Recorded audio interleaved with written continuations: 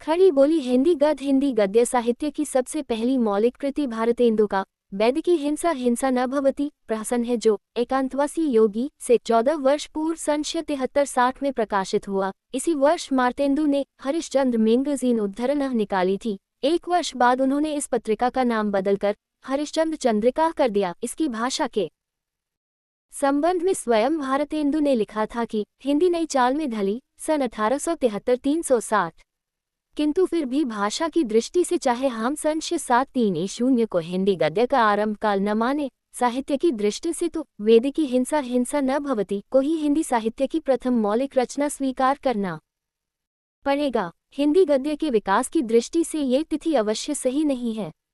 साथ ही यह आश्चर्य की बात नहीं है कि हिंदी में पहले गद्य का विकास हुआ और फिर पद्य साहित्य का। यद्यपि विश्व की अधिकांश भाषाओं के इतिहास में साहित्यिक विकास का क्रम इससे उल्टा रहा है। उत्तर भारत में अंग्रेजों के शासन की स्थापना, प्रेस आदि लग जाने से उत्पन्न प्रचार साधन की सुविधा और पराधीनता के विरुद्ध उत्पन्न हुई स्वाभाविक प्रतिक्रिया, पुनरुत्थान की भावना और राष्ट्रीय जागरण की प्रथम चेतना के फलस्वरूप ही यह विकास संभव हो सका। इन परिस्थितियों में सबसे पहले एक ऐसी भाषा में साहित्य स्वना की आवश्यकता महसूस हुई जो सामान्य रूप से समूचे भारत में या कम से कम देश के केंद्रीय नगरों में समझी जाती हो, बोली नहीं, और देश की राजनीतिक सामाजिक एकता में योग दे सके। मुसलमान सम्राटों के दीर्घकालीन राजत्वकाल में सांस्कृतिक आदान प्रदान और राजकीय आवश्यकताओं के कारण परंपरा से अपने उर्दू और हिंदी रूपों में खड़ी बोली ही समूचे देश में अंतःप्रांतीय व्यवहार की भाषा बनी हुई थी। इसलिए खड़ी बोली के इन दोनों रूपों में, विशेष रूप से हिंदी में गद्य का इतनी तेजी से विकास हुआ। हिंदी में विशेष रूप से इसलिए कि संस्कृतनिष्ठ हिंदी रूप अन्य भारतीय भाषाओं के अधिक निकट है। खड़ी बोली हिंदी गद्य की प्राचीनता प्रमाणित करने के लिए भी हमारे इतिहासकारों ने काफी गैर लगाया है, लेकिन कुछ फुटकर रचनाएं ही हाथ लगी है। ऐसी फूलकर रचनाओं में अकबर दरबार के गंग कवि की चंद छुंद वर्णन की महिमा सर्वप्रथम उल्लेखनीय है। सन 15,880 में लिखी गई इस छोटी सी पुस्तक को हिंदी गद्य की पुस्तक माना जाता है। इसके बाद जगमल नाम के लेखक की पुस्तक गोरा बादल की कथा मिलती है, जिसका रचनाकाल सन 1624-30 है। इन दोनों पुस्तकों की भाषा ब्रज मिश्रित खड़ी बोली है और साहित्यिक दृष्टि से दोनों का मूल्य नगेय है। इसके बाद एक शताब्दी से अधिक काल तक हिंदी गद्य का फिर कोई उदाहरण सामने नहीं आता। पटियाला की महारानी को कथा बाँचकर सुनाने वाले पंडित रामप्रसाद निरंजनी ने सन 1732-30 में संस्कृत से योग वासिष्ठ का साफ सुथरी परिमार्जित खड़ी बोली हिंदी में भाषा योग वासिष्ठ नाम से अनुवाद किया। लेकिन इससे ये परिश्रम निकालना गलत होगा कि उनके समय में हिंदी में परिष्कृत गद्य लिखा जाने लगा था, क्योंकि इनके पश्चात सन 1761 में पंडित दौलतरामन ने हरिशेन शाह चायकृत जैन पद्म पुराण का हिंदी में जो अनुवाद किया उसकी भाषा त्रुटिपूर्ण और अप्रमार्जित है। इसी प्रकार राजपूताने के किसी अज्ञात लेखक की पुस्तक मंडोबर का वर्णन रचनाकाल लगभग सन 1830-60 की भाषा शुद्ध खड़ी बोली नहीं है। इन कतिपय उदाहरणों से हिंदी गद्य की परंपरा को 19वीं शताब्दी से पहले खींच ले जाना उचित नहीं जान पड़ता। ये अवाध है और साहित्यिक दृष्टि से मूल्यवान न होने के कारण और भी कम महत्व रखते हैं। वस्तुतः हिंदी गद्य की अखंड परंपरा का 19वीं शताब्दी के प्रारंभ से और गद्य साहित्य नाटक, उपन्यास, कहानी आदि का 19वीं शताब्दी के उत्तरार्ध से ही सूत्रपात होता है।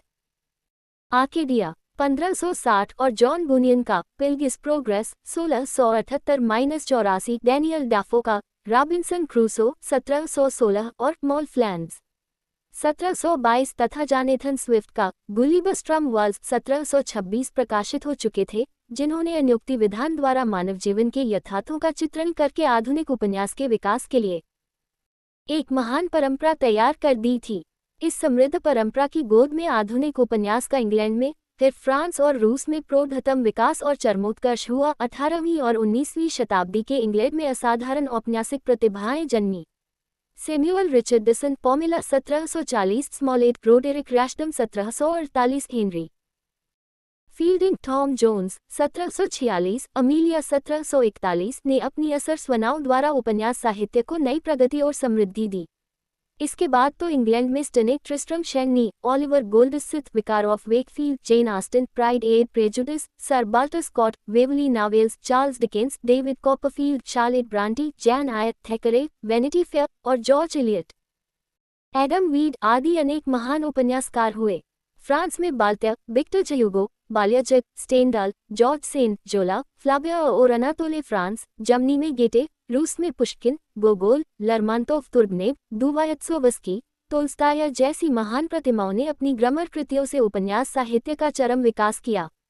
यद्यपि प्रत्येक महान उपन्यासकार ने उपन्यास कला में अभिवृद्धि की थी, किंतु फिर भी साहित्य के अन्य रूपों से मिन उपन्यास की अपनी अलग सत्ता बन गई थी। लेखकों की शैली और जीवन के प्रति देखने के ढंग से चाहे हम उपन्यासों का प्रवृत्तिमूलक वर्गीकरण रोमांटिक, छायावादी, यथार्थवादी, प्रभाववादी और प्रकृतिवादी के रूप में क्यों न कर ले, किंतु इस समस्त विकास से इतना तो स्पष्ट हो चुका था कि वस्तु निरूपण की दृष्टि से उपन्यास का उद्देश्य या तो मनोरंजन करना है, या जीवन की किसी समस्या को उपस्थित करना है, या ऐतिहासिक पृष्ठभूमि को अंकित करना है।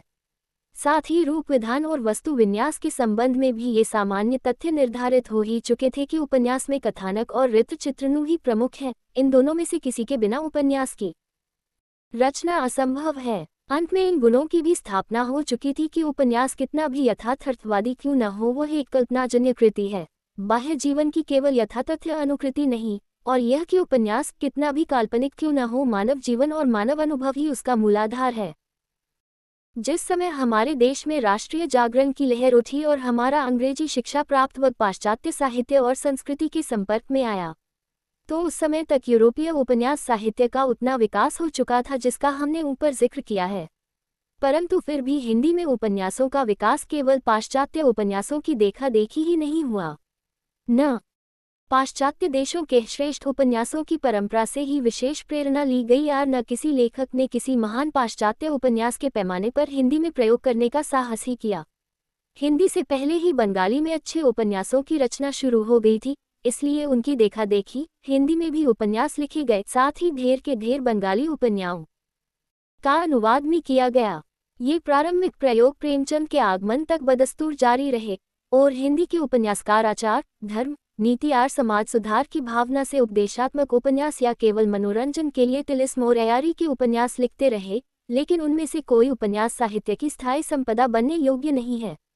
अतः प्रेमचंद ने ही सर्वप्रथम अपनी श्रेष्ठ कृतियों से हिंदी उपन्यास को वह प्रौढ़ता, गरिमा और अर्थवत्ता प्रदान की जो बंकिम, रविंद्र और शरद की इतियों ले बंगला उपन्यासों को या महान पाश्चात्य लेखकों ने यूरोपीय उपन्यासों को प्रदान की थी। इसलिए प्रेमचंद से पूर्व के हिंदी उपन्यासों का उल्लेख केवल इतिवृत्त की पूर्ति और परंपरा के विकास को जानने के लिए ही महत्वपूर्ण है। यद्यपि प्रेमचंद 16वां आने इस परंपरा से संबद्ध नहीं है, वस्तुतः आधुनिक हिंदी उपन्यास की परंपरा का सूत्रपात प्रेमचंद से ही होता है। भारतेंदु उपन्यासों की शक्ति से परिचित है और उन्होंने स्वयं एक उपन्यास लिखना शुरू किया था जो पूरा न हो सका। इसके अतिरिक्त उन्होंने एक उपन्यास पूर्ण प्रकाश और चंद्रप्रभा का अनुवाद भी किया था, लेकिन हिंदी का सबसे पहला मौलिक उपन्यास परीक्षा गुरु संशप्ययक है, जिसके लेखक लाला श्रीनिवास दास थे। इसके पश्चात रत्नचंद प्लीडर ने नूतन चरित्र, 1883 बालकृष्ण भट्ट ने बूतन ब्रह्मचारी, श8U6 और सियाजान और एक सुजान, 1862 राधा कृष्ण दास ने निस्सहाय हिंद्री, 1860 राधाचरण गोस्वामी और देवीप्रसाद शर्मा ने विधवा विपत्ति, 1888 कार्तिका प्रसाद खजन्नी ने जया, 1866 किशोरीलाल गोस्वामी ने लिबन लता, कुसुम कुमारी, 186 बालमुकुंद शुक्ल ने कामिनी, गोपालराम घमरी ने नए बाबू, 1864 सास पतो और बड़ा माए, 1868 श्रोर लजाराम मेहता ने धूत रसिकलाल और स्वतंत्र रमा और परतंत्र लक्ष्मी आदि उपन्यास लिखे। इन सामाजिक और ऐतिहासिक उपन्यासों के साथ साथ तिलिस्म और अयारी के उपन्यास भी लिखे गए। देवकीनंदन खतनरी फारसी और उद से इस परंपरा को हिंदी में लाए। सन 1861 में उन्होंने चंद्रकांता और चंद्रकांतास्नंतति लिखी, जो रोचक वर्णन और तिलिस्म, अयारी और जासूसी से भरी रोमांचकारी घटनाओं के कारण इतने लोकप्रिय हुए कि अनेक लेखकों ने उनका अनुकरण किया। फलतः सन 16,154 तक हिंदी में ऐसे ही उपन्यासों की बाढ़ रही। देवी प्रसाद शर्मा, जगन्नाथ प्रसाद चतुर्वेदी, किशोरीलाल गोस्वामी के अतिरिक्त हरे कृष्ण जौहर, बालमुकुंद वर्मा, मदन मोहन पाठक, विश्वेश्वर प्रसाद वर्मा, रामलाल वर्मा, चतुर्भुज औच्च और चंद्रशेखर पाठक आदि ने अयारी के उपन्यासों का तांता बांध दिया और गोपाल राय घमरी, रुद्रदत्त शर्मा, जयरामदास गुप्त, ईश्वरी प्रसाद शर्मा, जंग बहादुर सिंह, शेर सिंह, चंद्रशेखर पाठक, शिवनारायण द्विवेदी आदि की कलम जासूसी उपन्यासों के अतिरंजित रोमांचकारी कथानकों की खानापुरी करती रही। किंतु प्रेमचंद से पूर्व इस शताब्दी के पहले 15 वर्षों में ऐतिहासिक, सामाजिक और प्रेमाख्यानक उपन्यास भी कम न हो लिखे गए। ऐतिहासिक उपन्यास उन दिनों नाम को ही ऐतिहासिक होते थे, न उनसे लेखक का ऐतिहासिक अनुसंधान प्रकट होता था, न वातावरण ही। उन पर भी तिलिस्मी उपन्यासों का गहरा प्रभाव था। इसलिए किशोरीलाल गोस्वामी, बलदेव प्रसाद मिश्र, रामप्रताप शर्मा नरदेव, विद्वत दास नागर, कुमार सिंह, मित्थलाल मिश्र, श्याम सुंदर वच्चर, लालजी सिंह, मथुरा प्रसाद शर्मा, जयरामलाल रस्तोगी, जयरामदास गुप्त, रामप्रसाद सत्याल, बलभद्र सिंह, कृष्ण प्रकाश सिंह अखौरी आदि के ऐतिहासिक प्रसंग लेकर लिखे गए उपन्यास निम्न कोटि के ही कहे जा सकते हैं। केवल ब्रजनंदन सहाय का लालचीन 1616, जिसमें गयासुद्दीन बलबन के एक गुलाम की कहानी वर्णित की गई है, और शिष्यबंधुओं का वीरमणि ही सन 1617, जिसमें अलाउद्दीन खिलजी की चित्तौड़ पर चढ़ाई को पृष्ठभूमि बनाकर एक काल्पनिक प्रसंग की रचना की गई है। उपन्यास कला और ऐतिहासिकता की दृष्टि से यथेचित महत्व के उपन्यास कहे जा सकते हैं, किंतु तब तक प्रसचन का सेवा सदन 1618 ही शून्य प्रकाशित हो चुका था, जिससे हिंदी उपन्यास आधुनिक स्तर पर उठाया था। इसी प्रकार 20वीं शताब्दी के प्रारंभ में जिन प्रेमाभ्यानक तथा सामाजिक उपन्यासों की सृष्टि हुई, उनका स्तर भी बहुत साधारण है। प्रेमाख्यानक उपन्यासों में काव्य रीति की श्रृंगार सावना को अपनाकर नायिकाओं के हाव भावों का रीतिबद्ध वर्णन करने की प्रवृत्ति अधिक है। जीवन की मार्मिक भावनाओं के चित्रण की नहीं, सामाजिक कुरीतियों के दृश्य उपस्थित करके स्त्री पुरुष सभी को लंबे लंबे उपदेश भाड़ने की प्रवृत्ति इतनी मुखर थी कि उसमें कला को कहीं स्थान न था। इसीलिए किशोरीलाल गोस्वामी, शास्त्री शर्मा, शिवचंद्र भरतिया, गिरजानंद तिवारी, लक्ष्मीनारायण गुप्त, जगन्नाथ मिश्र, रामलाल, काशी प्रसाद आदि अनेकानेक लेखकों के प्रेमाख्यानक उपन्यास और गोपाल राम गहमरी, मुरलीधर शर्मा, अमृतलाल चक्रवर्ती, शारदा प्रसाद शर्मा, लज्जाराज शर्मा, कमलाग्रसाद, लोचनग्रसाद पांडेय, अयोध्या सिंह उपाध्याय, बलदेव प्रसाद मिश्र, लालजी दास, गयाचरण त्रिपाठी, तोताराम शर्मा, महादेव प्रसाद मिश्र, ईश्वरी प्रसाद शर्मा, रामनरेश त्रिपाठी, औकारनाथ, शिवनाथ शर्मा, जगतचंद रमोला, योगेंद्रनाथ, हरस्वरूप पाठक, रसनंदन सहाय आदि दर्जनों लेखकों के सामाजिक उपन्यास आज बीते युग की वस्तु लगते हैं, जिनका कोई साहित्यिक मूल्य नहीं रहा। इसके साथ ही ये भी ध्यान में रखने योग्य बात है कि हिंदी में बंगला तथा दूसरी भाषाओं से उपन्यासों का अनुवाद करने की प्रवृत्ति भारतेंदु के समय से ही चल पड़ी थी। भारतेंदु के समकालीन प्रताप नारायण मिश्र और राधाचरण गोस्वामी ने कई उपन्यासों के अनुवाद किए थे। फिर तो अनुवादों का क्रम कुछ ऐसा शुरू हुआ कि मौलिक लेखकों ने भी अनुवाद किए। गदाधर सिंह ने बंग विजेता और दुर्गंशानंदिनी, रामकृष्ण वर्मा ने चित्तौड़ चाकी और बाबू कार्तिका प्रसाद खन्नी ने इला प्रमिला जया और मधुमालती आदि का अनुवाद किया। बाद में बंकिम चंद्र, रमेश चंद्र दत्त, हारान चंद्र रक्षित, चैदीचरण सेन, चंद्र चट्टोपाध्याय, चारुचंद्र और राखालदास बंदोपाध्याय और रवींद्रनाथ ठाकुर के बंगला उपन्यासों तथा अनेक मराठी, गुजराती और अंग्रेजी के श्रेष्ठ उपन्यासों के भी अनुवाद प्रकाशित हुए। इस संक्षिप्त सूत्री से भी यह अनुमान किया जा सकता है कि प्रेमचंद से पहले हिंदी में मौलिक उपन्यासों की अपेक्षा अनुदित उपन्यासों का स्तर ही अधिक ऊंचा था। इस वैषम्य का अंत प्रेमचंद ने आकर किया। प्रमचंद 68-1636 के उपन्यासों में विशाल जनजीवन, विशेष रूप से उत्तर भारत के किसान और मध्यवर्ग का जीवन और उसकी बहुमुखी समस्याएं कलात्मक रूप से प्रतिबिंबित हुई हैं।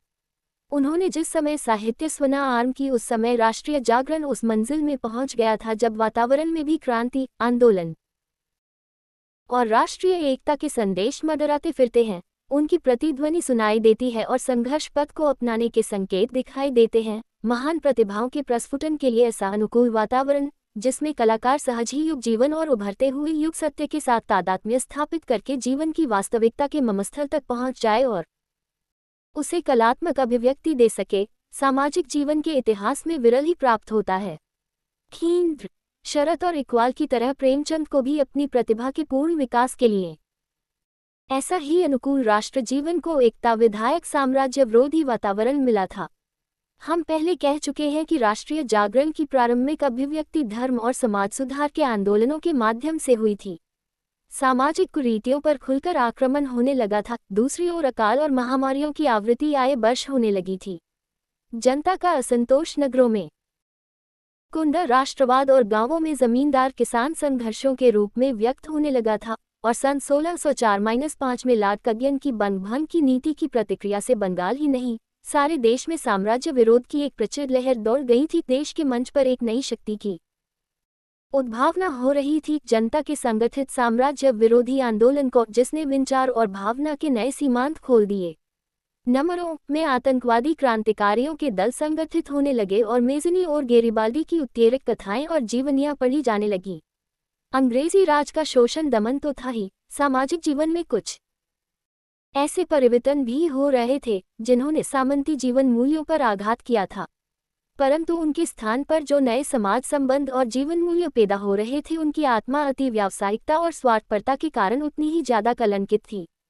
घर, दान, शील, सत्यनिष्ठा, संयुक्त पारिवारिक जीवन की निस्वार्थ एकता आदि के स्थान पर एक महाजनी सम्यता का पंजा मजबूत होता जा रहा था, जिसमें प्रेम, न्याय, आत्म, पारिवारिक स्नेह आदि सभी कुछ धन की तुला पर तुलने लगा था। धोखाधड़ी, झूठ, खुशामद और बहामदंबर ही जिसमें सांसारिक उन्नति के साधन बन गए थे।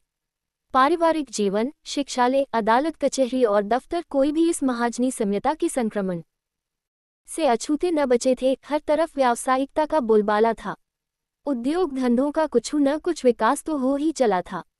औद्योगिक सभ्यता ने प्राचीन ग्रामीण जीवन की एकांतिक निश्चलता, पारिवारिक व्यवस्था और शताब्दियों पुराने सामाजिक सौहार्द की भावना को छिन्न भिन्न करना शुरू कर दिया था, और नगरों में क्या, गांवों में भी वैयक्तिक संबंधों का स्थान पैसा लेने लग गया था। व्यक्ति इस यांत्रिक सभ्यता में मशीन का एक पुर्जा मात्र बनता जा रहा था।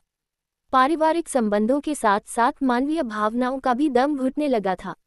भारतेंदु के समय में भी इस परिवर्तन के लक्षण दिखाई देने लगे थे, किंतु तब तक उनका विकराल पूंजीवादी रूप प्रकट न हो पाया था, जिससे उन्होंने और उनके समकालीन लेखकों ने एक ओर तो समाज सुधार की भावना से इन परिवर्तनों का स्वागत किया, दूसरी ओर पाश्चात्य सभ्यता की अनुकरण वृत्ति को अपने तीखे व्यंग्यों का शिकार बनाया।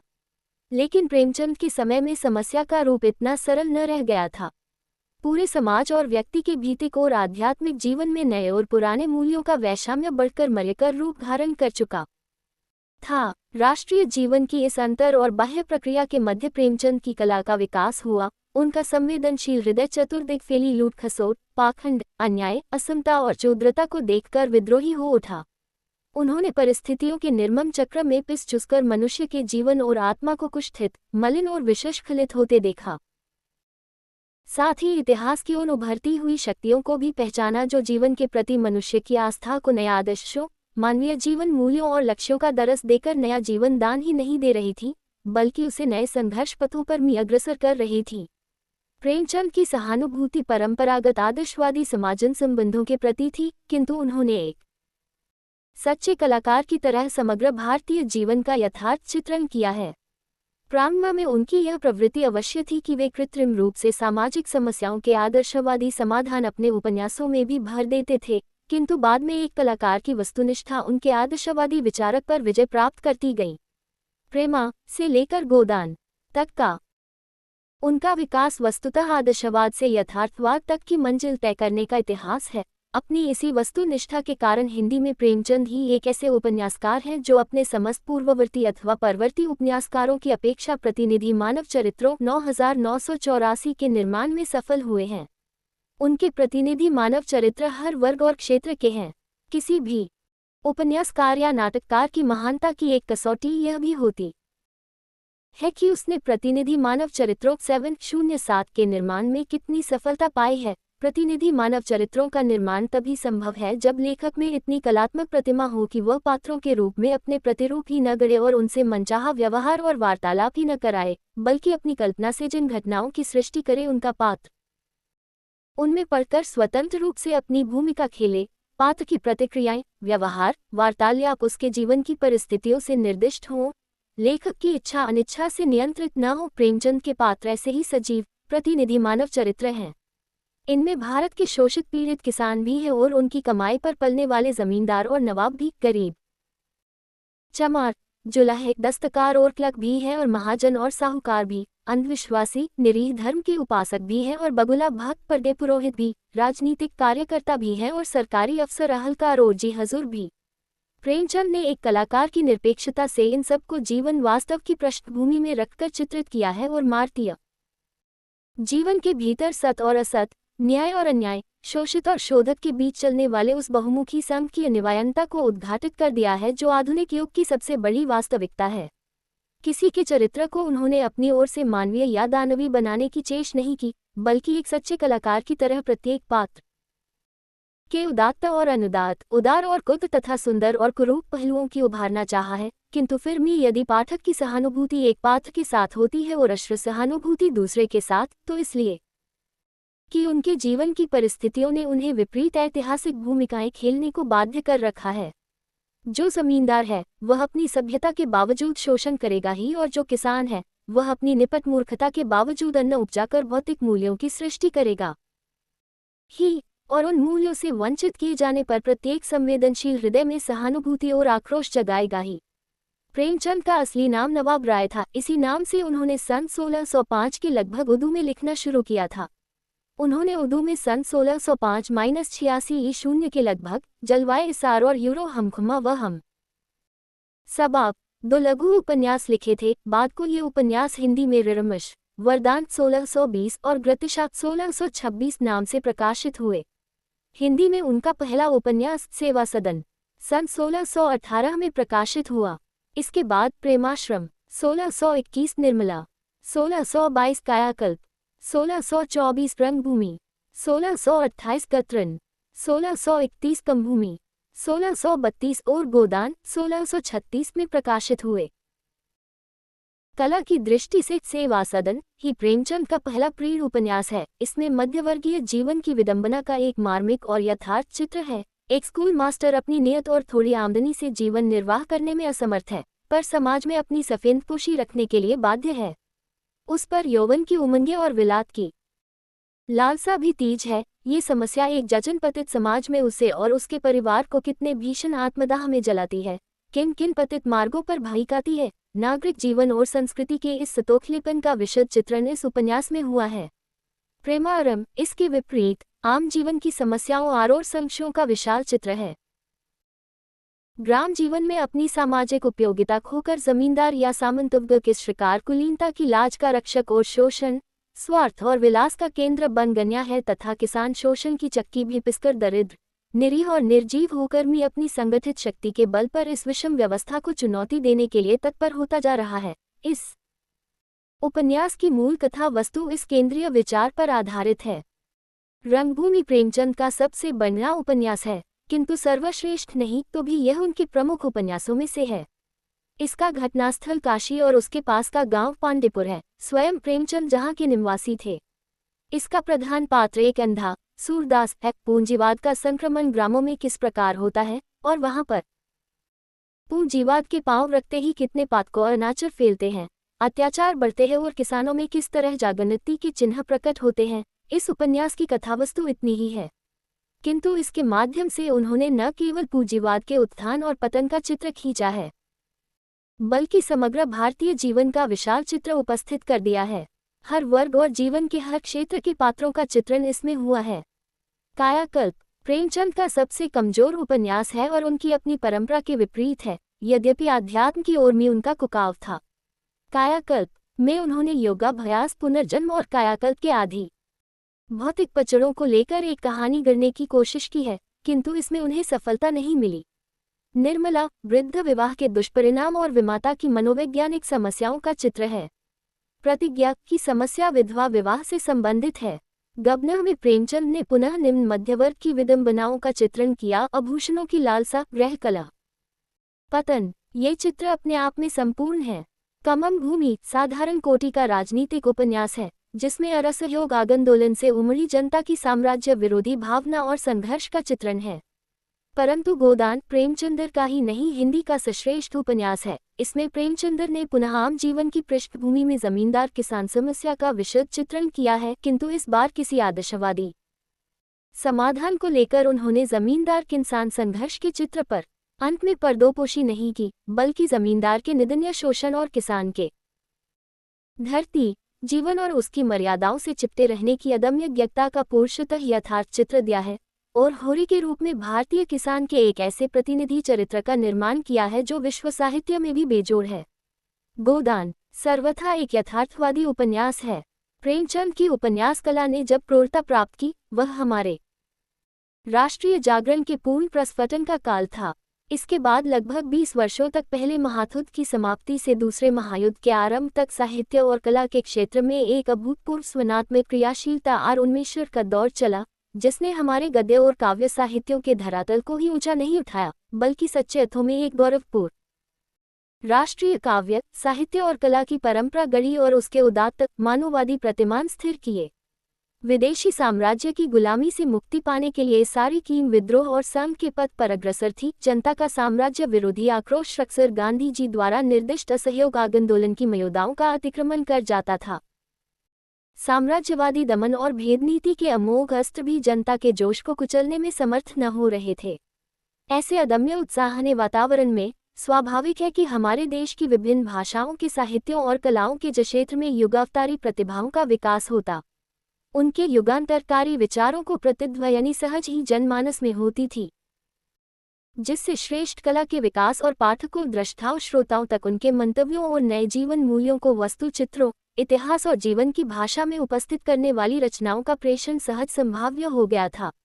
खींद्र, शरत इकबाल, प्रेमचंद, निराला, जोश, अवनींद्रनाथ, नंदलाल बोस, जामिनी राय, उदय शंकर प्रसाद, पंत, उस्ताद फयाज खां आदि ऐसी ही प्रतिमाएं उभरी, जिन्होंने अपनी कलाओं के माध्यम से न केवल समग्र जीवन को प्रतिबिंबित करने की कोशिश की, बल्कि नए जीवन मूल्यों की सृष्टि करके मनुष्य के खर्दित व्यक्तित्व को संपूर्ण और उसके आध्यात्मिक जीवन को समृद्ध बनाने की भी कोशिश की। इस काल के मनुष्य की समग्र वेदना, पीड़ा, आशा, निराशा, हर्ष, उल्लास, कमजोरी, शहजोरी, इच्छा, आकांक्षा, स्वप्न और संकल्प उनकी रीतियों की मूल भाषा में गुथे हुए हैं। इसलिए आधुनिक साहित्य और कला के इतिहास में इस उत्थान का आत्यंतिक महत्व है। राष्ट्रीय जीवन को पूर्ण स्वतंत्रता का लक्ष्य तो दिखने लगा था और उसकी प्राप्ति के लिए सामान्य चेष्टा भी होने लगी थी, लेकिन अंदर राष्ट्रीय जीवन में पूरी एकता न थी। विभिन्न वर्ग, जातियां और स्वार्थ इतिहास चक्र को अपने मनचाहे पथ पर मोड़ने में सचेष्ट थे, जैसे आज भी हैं। इस अंतर्विरोध के परिणामस्वरूप साहित्य और कला के क्षेत्र में भी विभिन्न प्रवृत्तियों का जन्म हो चला था।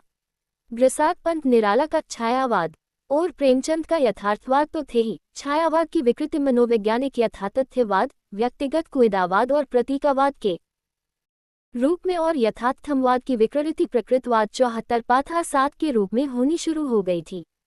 ये प्रवृत्ति यत्र तत्न उभर कर सामने आने लगी थी। प्रेमचंदकालीन क्रियाशीलता और उत्कर्ष के फलस्वरूप अनेक छोटी बड़ी प्रतिभाएं सजग होकर हिंदी के उपन्यास साहित्य का मंडार भरने लगीं।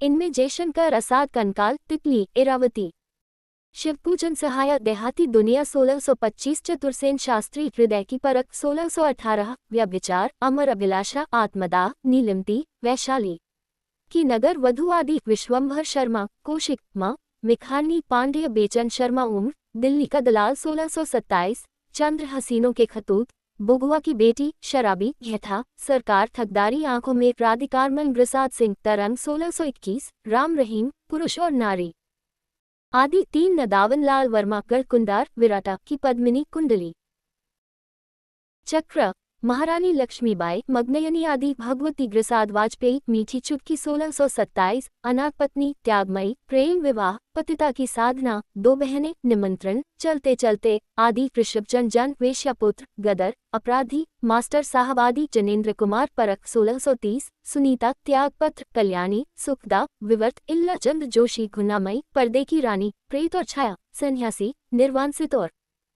मुक्तिपथ, गोविंद वल्लभ पंत, प्रतिमा, मदारी, प्रगति की राह आदि, सूर्यकांत त्रिपाठी, निराला, अप्सरा 1631, अलका, लिली, निरूपमा, प्रभावती, बिल्ली, सुर, बकरेहा, कुल्ली, माठत, चोंटी की पकड़ आदि के नाम विशेष रूप से उल्लेखनीय हैं। प्रेमचंद के अंतिम दिनों या बाद के अनेक उपन्यासकारों में प्रमुख नाम ये हैं: भगवती चरना वर्मा, 3 वर्ष, चित्रलेखा, टेढ़े मेढ़े रास्ते, आखिरी दांव, सियाराम शरण गुप्त, नारीशा 638, बोध, सच्चिदानंद, हीरानंद, वात्यायन, अज्ञलेय, शेखर, एक जीवनी, नदी के द्वीप, यशपाल, दादा कॉमरेड, देशद्रोही, दिव्या, पार्टी कॉमरेड, मनुष्य के रूप, राहुल सांकृत्यायन, जय योधेय, सिंह सेनापति, मधुर स्वप्न, उपेंद्रनाथ अशकाह, सितारों के खेल, गिरती दीवारें, गरम राख, पहाड़ी सराय, चलचित्र, हजारी ग्रसाद, द्विवेदी, बानभट्ट की आत्मकथा, अंचल, चढ़ती धूप, मरुप्रदीप, अनूपलाल मंडल, निर्वासित, समाज की वेदी पर, गरीबी के दिन, अभिशाप आदि, उदयशंकर भट्ट, वह जो मैंने देखा, नए मोड़, रामचंद्र तिवारी, सागर, सरिता, अकाल, सोना और नस, प्रांगेय, शाघव परोदे, मुर्दों का गिला, सीधे सादे रास्ते, चीवर आदि। इनमें से प्रसाद और कौशिक को छोड़कर और सभी लेखक जीवित हैं और उनका रचना क्रम जारी है। ये सूची केवल महत्वपूर्ण उपन्यासकारों और उपन्यासों की है। प्रेमचंदकालीन तथा बाद के उपन्यासों का धरातल प्रेमचंद से पुए के उपन्यासों की तुलना में सामान्यतः ऊंचा रहा है। विषय वस्तु, स्वनातंत्र, शैली और भाषा, सभी दृष्टियों से ये उपन्यास प्रथम महायुद्ध से पहले के उपन्यासों से श्रेष्ठ हैं। जयशंकर प्रसाद का कंकाल एक महत्वपूर्ण कृति है। उसमें उन्होंने निर्मीकता से स्त्री पुरुष के प्रेम की एक मौलिक समस्या का मानविक उद्घाटन किया है। विवाह की पवित्रता उसकी भावना में है, केवल सामाजिक बंधन में नहीं, अतः उसका आधार भावना ही हो। इस प्रकार कंकाल भारतीय नारी जीवन की दुर्दशा और कुंठा पर गहरा विद्रोह है। तारा दलित नारी जाति के विद्रोह की प्रतीक है। तारा के शब्दों में, मैंने केवल एक अपराध किया है, वह यही कि प्रेम करते समय साका इकट्ठा न किया। ... पर किया प्रेम ही। यह एक स्वदेशीय उपन्यास है, पर साथ ही कलात्मक भी। इसकी शैली प्रसाद के नाटकों की शैली से भिन्न, यथार्थ चित्रण के अधिक निकट है, यद्यपि भाषा अलंकृत अवश्य है। प्रसाद के अत्य उपन्यास तितली और इरावती इतने महत्वपूर्ण नहीं हैं। विश्वंभरनाथ शर्मा कौशिक उपन्यास लेखन में प्रेमचंद के अनुयायी थे, परंतु न उपन्यासकार की हैसियत से और न कहानी लेखक की हैसियत से ही वह प्रेमचंद की ऊंचाई तक पहुंच सके। उनके उपन्यास माँ और मिखारिनी में प्रेम, त्याग और मातृत्व की भावना का चित्रण हुआ है। उनके संवाद स्वाभाविक तथा दैनिक बोलचाल की भाषा से लिए गए हैं। फिर भी कुल मिलाकर उपन्यास साधारण हैं। जीवित लेखकों में प्रेमचंद के समय से लिखते आने वाले चतुरसेन शास्त्री, पांडेय बेचन शर्मा, उम्र, वृंदावनलाल वर्मा, जैनेन्द्र कुमार, इलाचंद जैशी और भगवती चरण वर्मा तथा प्रेमचंद के बाद के अंडस्को अज्ञेय, यशपाल, उपेंद्रनाथ अशक ही वर्तमान हिंदी उपन्यासकारों की प्रथम पंक्ति में गिने जाते हैं। यद्यपि भगवती प्रसाद वाजपेयी, सूर्यकांत त्रिपाठी, निराला, राहुल सांकृत्यायन, हजारी ग्रसाद, द्विवेदी, आर रानगे, राघव के नाम भी इस संबंध में उतने ही उल्लेखनीय हैं। इन रचनाकारों में उपन्यास लेखन की कोई एक ही परिपाटी नहीं मिलती और न प्रवृत्ति ही। साथ ही इनमें से हरेक ने जीवन के भिन्न भिन्न पहलुओं का आकलन करने के लिए न्यूनाधिक मात्रा में उपन्यास कला को विकसित या विकृत भी किया है और उसे नई नई दिशाओं में मोड़ा है और अपने प्रयोगों द्वारा नए नए औपन्यासिक क्षेत्रों का परिशोषण किया है और कर रहे हैं। अतः उनकी इतियों का साधारण प्रदृत्यात्मक परिचय ही दिया जा सकता है। पूरा मूल्यांकन क्रमी संभव नहीं, यद्यपि इतना निर्विवाद है कि इनमें से किसी की प्रतिभा प्रमचंद को नहीं छू पाए और न किसी ने गोदान के पैमाने पर समग्र भारतीय जीवन का विशाल चित्र उपस्थित करने का प्रयत्न ही किया। पांडेय बेचन शर्मा डगमह वास्तव में उम्र प्रतिभा लेकर साहित्य में आए। आपने फ्रांसीसी उपन्यासकार जला की तरह समाज के कुत्सित अंगों और वर्जित पहलुओं का निर्भीक होकर चित्रण किया। वेश्यावृत्ति तथा सभ्य समाज के बाह्यावरण के नीचे छिपी अन्य घृणित तथा घातक कुरीतियों को आपने अपनी आवेगपूर्ण ढललेदार शैली में उघाड़कर सामने रख दिया। आलोचकों और संपादकों ने आप पर घासलेट टागी अर्थात अश्लील साहित्य की रचना करने का आरोप लगाया। वास्तव में यह अश्लीलता तो तथाकथित थी, परंतु आपके व्यंग्यों की चोट सोज्य थी, इसलिए आपकी रवनाएं जनता में हाथों-हाथ बिकी। आपके उपन्यासों में बुथुआ की बेटी, जिसमें एक अछूत बालिका के जीवन का करुण चित्रण है, संभवतः आपकी सबसे अच्छी कृति है। चतुरसेन शास्त्री ने भी पांडेय बेचन शर्मा उग्र की तरह समाज की कुत्सित प्रवृत्तियों और परोक्ष में चलने वाले भ्रष्टाचारों के बीभत्स चित्र दिए हैं। उदाहरण के लिए हृदय की प्यास में आपने विधवा रामप्रसाद निरंजनी और दौलतराम के बाद 19वीं शताब्दी के आरंभ में हिंदी गद्य के प्रारंभिक उन्नायकों में मथुरानाथ शुक्ल, सदा सुखलाल, इंशा, लल्लूलाल और सदल मिश्र के नाम गिनाए जाते हैं। इनमें से सैयद इंशा अल्लाह खां को हम हिंदी गद्य परंपरा के विकास में सम्मिलित करना उचित नहीं समझते। उर्दू गद्य की विकास परंपरा में ही वस्तुतः उनका स्थान है। इंशा उर्दू के प्रसिद्ध शायर थे। और शाहजहानाबाद दिल्ली की उर्दू को ही भाषा का प्रमाण मानते थे। और यद्यपि अपनी रानी केतकी की कहानी स्वर्णकाल 1768 से 1833 के बीच में उन्होंने मौज में आकर भाषा संबंधी एक नया प्रयोग करना चाहा, अर्थात अरबी, फारसी, संस्कृत, ब्रज, अवधी आदि सब भाषाओं के शब्दों से दामन बचाकर ठेठ खनी बोली में अपनी कहानी कहने का बीड़ा उठाया। लेकिन फिर भी उनकी भाषा पर फारसी ढंग के उर्दू वाक्य विन्यास का काफी प्रभाव है, जिसमें हिंदी के कत्तो कर्म क्रिया के क्रम में उलट फेर हो जाता है। रानी केतकी की कहानी की भाषा अपनी प्रवृत्ति से सरल हिंदी की अपेक्षा सरल उर्दू के अधिक निकट है। बाकी लेखकों में से मथुरानाथ शुक्ल और सदा सुखलाल ने स्वांतः सुखाए लिखा, किसी के आदेश पर न हो, लेकिन लल्लूलाल और सदल मिश्र ने फोर्ट विलियम कॉलेज के अध्यक्ष जॉन गिलक्राइस्ट के आदेश पर हिंदी में अनुवाद प्रस्तुत किए। इन चारों का स्वर्णकाल लगभग एक ही है। इस बात ने भी हमारे संग्रहवादी इतिहासकारों को बड़ी हृदय तक व्यर्थ की उहापोह में आज भी फंसा रखा है। आधुनिक हिंदी गद्य का जन्म अंग्रेजों के आदेश पर और उनके तत्वावधान में हुआ या स्वतंत्र रूप से, इस प्रश्न की खोजबीन करने और सर जॉर्ज ग्रियर्सन के इस दावे का खंडन करने के लिए कि इस प्रकार की भाषा भारतवर्ष में पहले कहीं नहीं थी। इसलिए जब लल्लूलाल ने प्रेमसागर लिख उस समय उन्होंने एक बिल्कुल नई भाषा ही गढ़ी। उन्होंने व्यर्थी सैकड़ों पन्ने काले किए हैं। गत शताब्दी में जब सर सैयद अहमद खान ने हिंदी का विरोध किया था और अंग्रेजी सरकार की दुर्नीति के विरुद्ध देश भर में हिंदी आंदोलन चल पड़ा था, उस समय इस बहस का कोई मूल्य हो सकता था, लेकिन आज इसका विशेष मूल्य नहीं रहा। हिंदी आंदोलन और हिंदी साहित्य का विकास दो भिन्न चीजें हैं। इतिहास में हिंदी आंदोलन का उल्लेख मात्र पर्याप्त होना चाहिए। स्मरण रहे कि कोई एक व्यक्ति किसी भाषा के गद्य का जनक नहीं होता और न किसी के आदेश पर कोई व्यक्ति या व्यक्तियों का समूह एक बिल्कुल नई भाषा ही गढ़ सकता है। इसलिए इस प्रसंग में केवल इतना जानना ही पर्याप्त है कि एक और मशी सदा सुखलाल नियज्ञ सन 1746-8 ने, जो उर्दू और फारसी के भी लेखक और शायर थे, 19वीं शताब्दी के आरंभ में सुख सागर के नाम से श्रीमद्भागवत का हिंदी में अनुवाद किया और लगभग इसी समय मथुरादास ने पंचांग दर्शन लिखा। इन दोनों लेखकों की हिंदी रामदास निरंजनी के योग वासिष्ठ जैसी ही थी, परिमार्जित और व्यवस्थित, यद्यपि उसमें यत्र तत्र पंडिताओं प्रयोग भी मिलते हैं। दूसरी ओर लगभग इसी समय सन 00 कलकत्ते में अंग्रेजों ने फोर्ट विलियम कॉलेज की स्थापना की। अपनी राजकीय आवश्यकताओं के कारण उन्हें यहाँ की भाषाएं सीखने सिखाने की जरूरत हुई। मुसलमानी दरबारों के प्रभाव से उस समय खड़ी बोली का उर्दू रूप की प्रधानता अंतःप्रोंतीय व्यवहार और उत्तर भारत के शिष्ट जनों की भाषा बना हुआ था। हिंदी का व्यवहार बहुत सीमित था, यद्यपि उसकी संभावनाएं अप्रसीमित थीं, क्योंकि उर्दू की अपेक्षा हिंदी अन्य प्रादेशिक भाषाओं के अधिक निकट थी। अंग्रेजों ने इस संभावना को देखा और अपने शासन की सुविधाओं का विचार करके उन्होंने एक आर उर्दू को संरक्षण प्रोत्साहन दिया तो दूसरी ओर हिंदी को भी थोड़ा आगे बढ़ाया। इससे उनकी दुरंगी नीति द्वारा शासन करने का पद्धति को भी भाषा के प्रश्न पर हिंदू मुसलमान का सांप्रदायिक द्वेष फैलाने का पूरा अवसर मिल गया।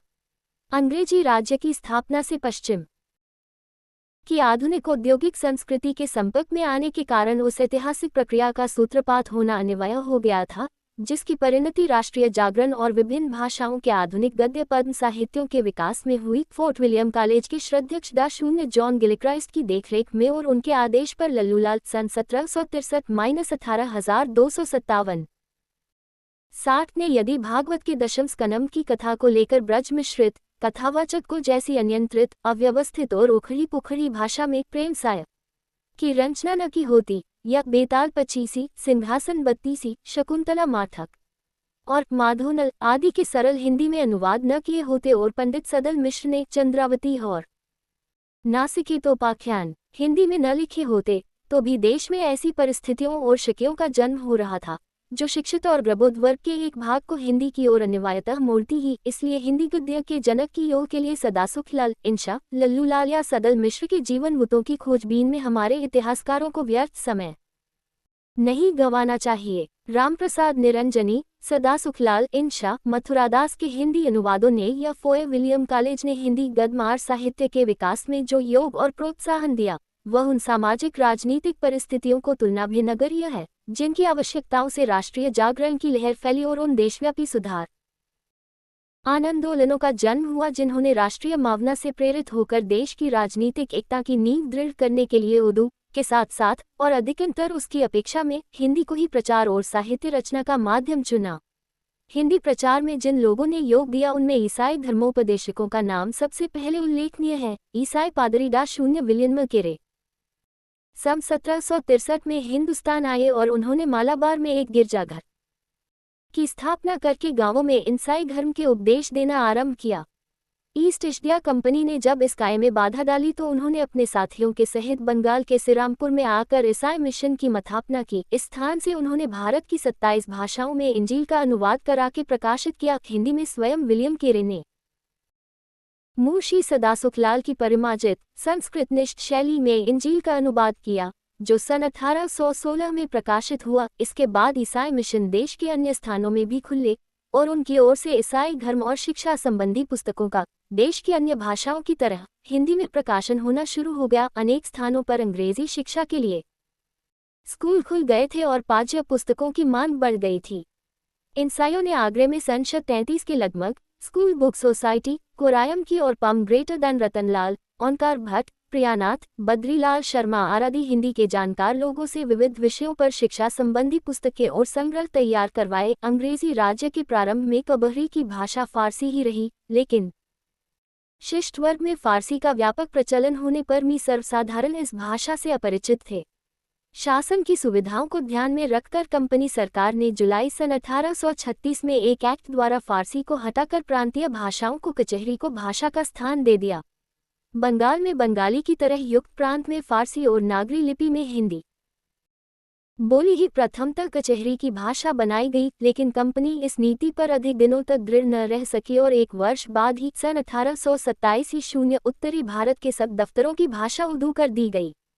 संयुक्त प्रांत और उत्तर भारत में उर्दू के प्रति अंग्रेजों का गृहपक्षपात भारत छोड़ने के समय तक सन 1647 ईस्वी लगातार बना रहा। यद्यपि सर सैयद अहमद खां के हिंदी विरोध की प्रतिक्रिया के रूप में उत्पन्न हिंदी आंदोलन की व्यापकता से डरकर अंग्रेज सरकार ने सन 1850 में बिहार और मगध प्रदेश में उर्दू को हटाकर हिंदी को कचहरी की भाषा मान लिया था और सन 1601 में संयुक्त प्रांत के अदालती अहलकारों के लिए भी नागरी लिपि का जानना अनिवार्य कर दिया था। लेकिन ये बहुत मामूली रियायत थी, क्योंकि व्यवस्था कचहरी की भाषा अंत तक उधी बनी रही।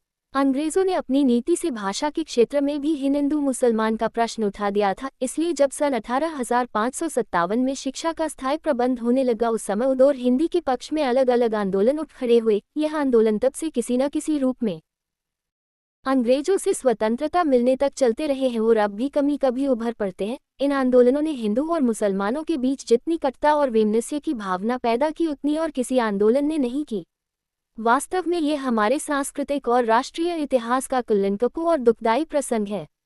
राष्ट्रीय चेतना उस समय तक इतनी व्यापक नहीं हुई थी कि वह इन आंदोलनों को अपनी अपनी भाषाओं के माध्यम से केवल रचनात्मक कार्य में लगे रहने की प्रेरणा देती और संकीर्ण सांप्रदायिक पथ पर भटक जाने से रोकती। हम पहले कह चुके हैं कि भाषा का कोई धर्म नहीं होता, लेकिन ये आंदोलन इस गलत आधार को लेकर ही पनपे और उनकी काली छाया अभी तक विद्वानों और इतिहासकारों के हृदय से मिट न हो पाए हैं। जो भी हो, हम हिंदी आंदोलन के रचनात्मक कार्य तक ही अपने को सीमित रखेंगे। काशी के राजा शिवप्रसाद सितारे हिंद सन 6186760 और आगरे के राजा लक्ष्मण सिंह सन 26186660 ने हिंदी का पद ग्रहण किया। राजा शिवप्रसाद की साजिश के अनुसार उर्दू ही उस समय के शिष्ट समुदाय की भाषा थी और कचहरी की भाषा होने के कारण वे चाहते थे कि हिंदू भी इसे सीखकर बड़े बड़े ओहदे प्राप्त करे। इसलिए उनका विरोध उर्दू भाषा से नहीं था, प्रत्युत संस्कृत के विद्वान होते हुए भी उन्होंने अपनी पुस्तकों में अधिकतर फारसी बहुल भाषा का ही प्रयोग किया है। उनका विरोध केवल फारसी लिपि से था। वे चाहते थे कि फारसी लिपि के साथ साथ शिक्षालयों में नागरी लिपि का भी समान व्यवहार हो। सर सैयद अहमद खां और उनके साथी नागरी लिपि और हिंदी भाषा के कट्टर विरोधी थे और हिंदी को गंवारू भाषा कहकर पुकारते थे। लेकिन राजा शिवप्रसाद के प्रयत्नों से कंपनी सरकार को स्कूलों में हिंदी की शिक्षा को स्थान देना पड़ा। उन्होंने पंडित बंशीधर, श्रीलाल और बद्रीलाल आदि से हिंदी में अनेक पाव्य पुस्तकें लिखवाई और स्वयं भी लगभग 22 पुस्तकें लिखों, जिनका साहित्यिक मूल्य साधारण है। राजा भोज का सपना और मानव धर्म सार को छोड़कर अधिकांश पुस्तकों की भाषा उर्दू है, केवल यत्र तत्र संस्कृत के कुछ शब्दों की पुटमर है। राजा साहब ने युक्त प्रांतल के शिग्या विभाग में इंस्पेक्टर पद पर नियुक्त होने से लगभग 10 वर्ष पूर्व सन 1846-60 में काशी से बनारस अखबार निकाला था, जिसकी भाषा भी वस्तुतः उर्दू थी। तारांकन राजा लक्ष्मण प्रसाद सिंह राजा शिव प्रसाद सिंह की उर्दू परस्ती के विरोधी थे। वे हिंदी भाषा में फारसी अरबी के प्रचलित शब्दों तक का प्रयोग अनुचित समझते थे। सबसे पहले उन्होंने ही यह आवाज़ उठाई कि हिंदी और उर्दू दो पृथक पृथक भाषाएं हैं और किसी भी कृत्रिम ढंग से उन्हें एक बनाने की चेष्टा असफल रहेंगी। स्वयं उन्होंने योग 4 ये पत्र हिंदी का तीसरा पत्र था। सबसे पहला पत्र ददद सातेन 30 मई सन 1826 को कलकत्ते से निकला था, जिसके संपादक और संचालक कानपुर के युगल किशोर शुक्ल थे। सन 1834 में दूसरा पत्र राजा राममोहन राय का बंगदूत निकला, जो अंग्रेजी, बंगला, हिंदी, फारसी 4 भाषाओं में एक साथ छुपता था। वाशिश और रेलसागर की भाषा को अपने लिए प्रमाण माना। फारसी के प्रभाव से हिंदी को मुक्त करने के लिए उन्होंने सन 1862 में आगरे से प्रजाहितैषी नाम का पत्र निकाला। हिंदी के लिए आंदोलन करने के अतिरिक्त उन्होंने हिंदी साहित्य को यद्यपि कोई मौलिक कृति नहीं दी, लेकिन सन 1863 में कालिदास के अभिज्ञान शाकुंतल, सन 878 में रघुवंश और सन -4 में मेघदूत का अनुवाद करके एक प्रकार से बहुत कुछ दिया। विशेषकर शकुंतला नायक ने आगे चलकर भारतेंदु और समकालीन लेखकों को हिंदी में मौलिक साहित्य के सृजन की प्रेरणा दी। भाषा प्रयोग कहीं कहीं बेढंगे और पुराने अवश्य हैं, लेकिन उन्होंने ही हिंदी गद्य को पहली बार पुष्ट और व्यवस्थित साहित्यिक रूप दिया। इन दोनों राजाओं के उद्योग से हिंदी का कार्य जिस प्रकार संयुक्त प्रांत अब उत्तर प्रदेश में चलने लगा, उसी तरह पंजाब में हिंदी के लिए उनके समकालीन बाबू नवीनचंद राय और श्रद्धाराम फुल्लोरी ने डटकर आंदोलन किया। नवीनचंद राय ने ब्रह्म समाज के उदार सिद्धांतों का प्रचार करने के लिए समय समय पर हिंदी में कई पत्रिकाएं निकाली और अनेक पाव्य पुस्तकें भी लिखीं। पंडित श्रद्धाराम फुल्लोरी अपने समय के प्रसिद्ध कथावाचक और वक्ता थे और आज्ञेय समाज के विरोध में सनातन धर्म के समर्थक थे। वह पंजाबी और उर्दू में भी लिखते थे, लेकिन अपनी मुख्य पुस्तक उन्होंने हिंदी में ही लिखी। उनकी सिद्धांत पुस्तक सत्यामृत प्रवाह में धर्म संबंधी विषयों में भी उनकी स्वतंत्र विचारणा के दशासन होते हैं। उन्होंने सन 76-30 में भाग्यवती नाम का एक सामाजिक उपन्यास भी लिखा, जो उन दिनों काफी प्रशंसित हुआ। हर रचनात्मक क्षेत्र में इस व्यापक हिंदी आंदोलन की देन 19वीं शताब्दी के 7वें दशक तक अधिकतर हिंदी गद्य लेखन का एक निश्चित ढर्रा बनाने और हिंदी में विद्यार्थियों के लिए पाव्य पुस्तकें और संग्रह तैयार करने और हिंदी चेतना फैलाने तक ही सीमित रही। उन्होंने 19वीं शताब्दी के भारतीय जनमानस को नए विचारों और भावनाओं से उद्बुद्ध करके राष्ट्रीय जागृति नहीं फैलाई। ये काय हमारे राष्ट्रीय जागरण के अग्रदूत तारांकन सरस्वती के नेतृत्व में क्रमशः चलने वाले जिल्याशामल गशकी राय समाज देसी सुधार आंदोलनों ने किया। ईसाइयों के धर्म प्रचार और अंग्रेजी शिक्षा के द्वारा पाश्चात्य सभ्यता और औद्योगिक संस्कृति के संपर्क में आने से भारतीय समाज की कुरीतियों, देश की पराधीनता और अंग्रेजी राज्य के आर्थिक शोषण के प्रति मध्यवर्ग के पढ़े लिखे लोगों का सजग हो जाना स्वाभाविक ही था। राजा राममोहन राय युग की चुनौती सुनकर उपनिषद और वेदांत का ब्रह्म तत्व लेकर उठ खड़े हुए। उन्होंने सती प्रथा, मूर्ति पूजा, तैथोन, जाति पांति, छुआछूत को अलग करके शुद्ध ब्रह्मोपासना के प्रचार के लिए के समाज की स्थापना की और सन 1816 में वेदांत सूत्रों का स्वतंत्र भाष्य करके हिंदी में छुपाया। बंगाल में इस आंदोलन का पुराणपंथी लोगों ने घोर विरोध भी किया, लेकिन कवि रविंद्रनाथ ठाकुर के पितामह राजा द्वारिकानाथ ठाकुर आदि की सहायता से वे सारे देश में प्रगतिशील चेतना फैलाने में समर्थ हुए। राजा राममोहन राय की दृष्टि उस युग के सभी सुधारवादियों से अधिक व्यापक, उदार और आधुनिक थी। पाश्चात्य सम्यता और ईसाई धर्म के प्रति उनका अंध विरोध न था। वे भारतीयता की रक्षा करते हुए समन्वयवादी थे और पाश्चात्य संस्कृति और जीवन प्रणाली के प्रगतिशील तत्वों का अपनी संस्कृति में समाहार कर लेने के पक्षपाती थे। उनमें एक सांप्रदायिक पुनरुत्थानवादी की संकीर्णता और दुर्ग्रह न था। वे केवल नव जीवन के अभिलाषी थे और एक युग दृष्टा की तरह इतिहास की गति दिशा को पहचानते थे। इसलिए उन्होंने विचार जगत में जो क्रांति की, उसमें अनेक नवोदित प्रतिभाओं को अपने हृदय का उदात्त संदेश मिला। लेकिन स्वामी दयानंद सरस्वती सन 1864-60 की दृष्टि इतनी व्यापक, उदार और उदात्त न थी। उनके आंदोलन में खंडन मंडन की प्रवृत्ति अधिक थी और दूसरे धर्मों और संप्रदायों के प्रति घोर अश्रद्धा और विद्रोह का भाव था। आर्य समाज के हिंदू पुनरुत्थानवादी दृष्टिकोण के कारण पंजाब और पश्चिमी संयुक्त प्रांत में हिंदी आंदोलन को बल तो अवश्य मिला, लेकिन सांप्रदायिक कटुता और संकीर्णता को भी कम प्रोत्साहन नहीं मिला। संक्षेप में हिंदी गद्य और पद्य साहित्य की यह पीठिका है। सन 47 के राजद्रोह में भारतीय जनता स्वाधीनता संग्राम को प्रथम दीक्षा ले चुकी थी। नए विचार और नई भावनाएं फैल रही थीं। देश की अनेक भाषाओं में, विशेषकर बंगला, तमिल और मराठी में नई बलशाली प्रतिभाओं ने प्रस्फुटित होकर अपने अपने साहित्यों का नवसंस्कार शुरू कर दिया था। उनके स्वयं साहित्य में युग जीवन की व्यापक समस्याओं का कलात्मक चित्रण मिलता है। उनकी एकताबोधिनी दृष्टि उदात्त और सर्वजनीन थी। जहां उन्होंने हिंदू समाज की जर्जर अवस्था पर ज्ञोग प्रकट किया, वहां किसी अन्य धर्म, भाषा या जाति का साम्प्रदायिक द्वेष भावना से तिरस्कार नहीं किया। उर्दू में गालिब जैसे महाकवि ने काव्य को विचारों की वह महानता, भावों की गहराई और सौंदर्य की गरिमा प्रदान कर दी थी जो विश्व साहित्य में अनुपम है और जिस पर कोई भी देश या जाति चिरकाल तक गर्व कर सकती है। हिंदी में ऐसी मौलिक प्रतिमाओं की प्रतीक्षा थी जो साहित्य के विभिन्न रूप विधानों का विकास करके उनके माध्यम से युग जीवन की वास्तविकता का कलात्मक अंकन करती। ऐसे समय में भारतेंदु हरिश्चंद्र, बालकृष्ण मद्द, बालमुकुंद गुप्त, प्रताप नारायण मिश्र, भद्रौनारायण चौधरी, प्रेमबिंद, श्रीधर पाठक आदि का हिंदी के रंगरंज पर उदय हुआ। ये नाम हिंदी साहित्य के इतिहास में विशेष रूप से आदर्शनीय हैं, क्योंकि हिंदी में मौलिक नावक, कविता, उपन्यास, कहानी, निबंध, आलोचना आदि साहित्य के विविध रूप विधानों का जन्म और प्रारंभिक विकास इन महानुभावों के ही कृतित्व का परिणाम है। तभी से हिंदी साहित्य की अखंड परंपरा शुरू होती है, अर्थात हिंदी साहित्य का इतिहास शुरू होता है। किंतु फिर भी इस बात को साहसपूर्वक कहने की जरूरत है कि इनमें से कोई भी असाधारण प्रतिमा का साहित्यकार नहीं था।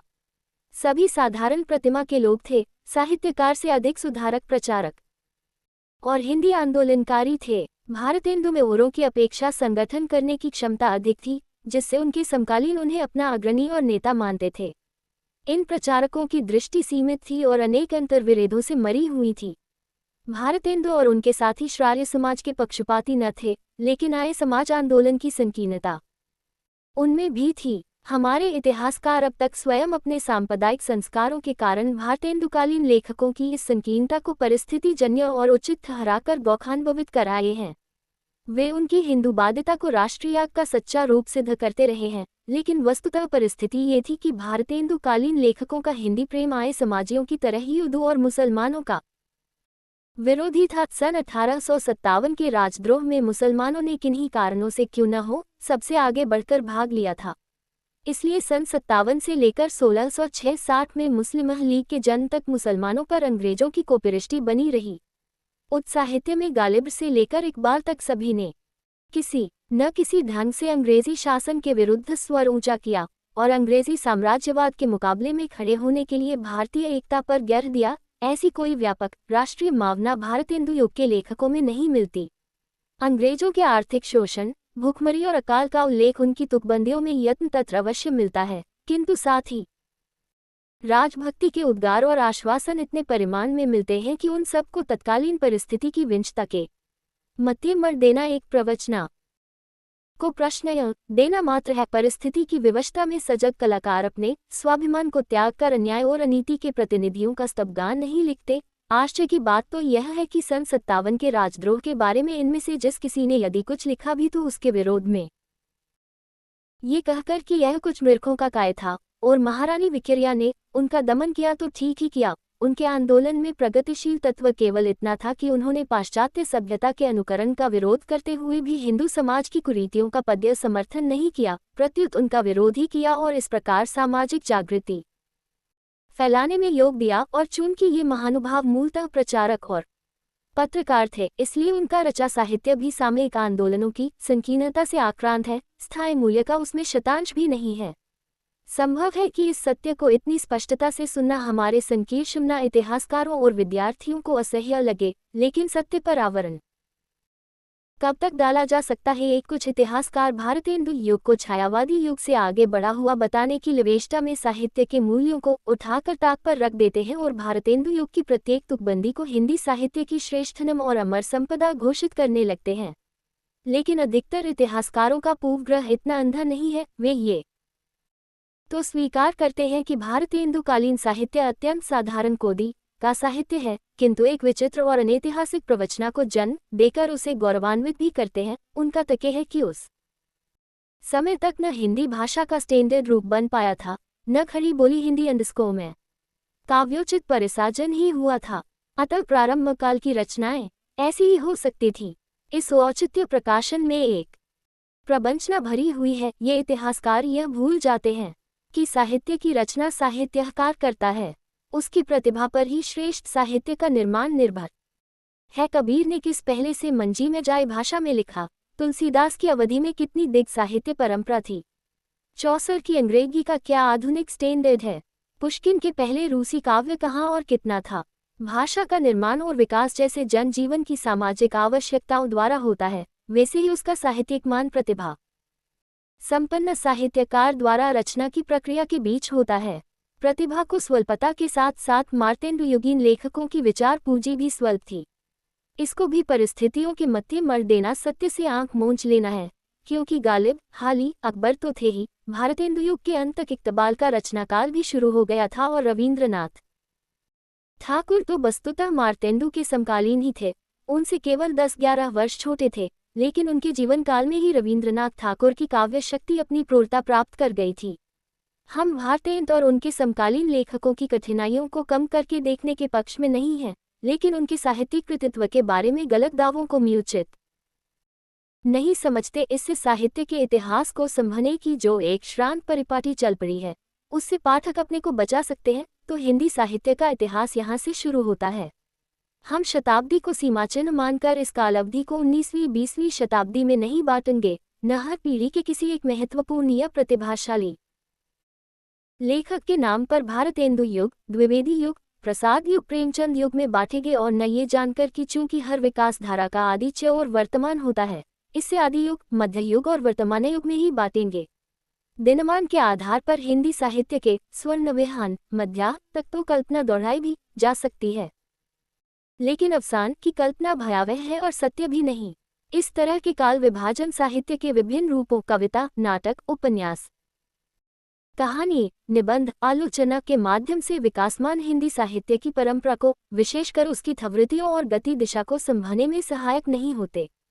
इसलिए इन साहित्य रूपों के अलग अलग माध्यम से ही हम हिंदी साहित्य के इतिहास को समझने समझाने की चेष्टा करेंगे।